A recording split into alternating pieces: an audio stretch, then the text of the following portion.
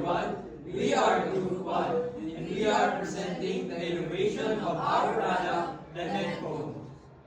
A journey through time, the history of headphones.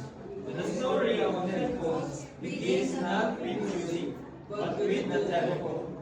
In the late 80s, bulky single-ear device weighing over 10 pounds were used by telephone operators to keep their hands free. These early models were part of the sleek designs we know today.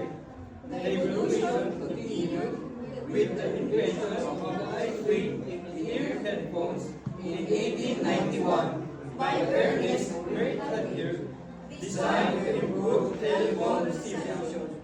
This resembled modern AirPods through significantly larger.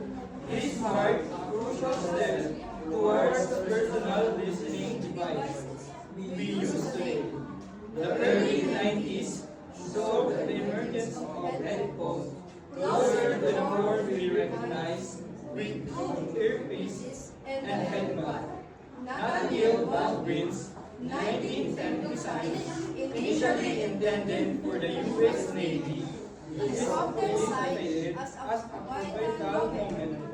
However, the widespread adoption of headphones didn't occur until the advent of portable music players like the transistor radio and Sony Walkman in the 1970s and 80s.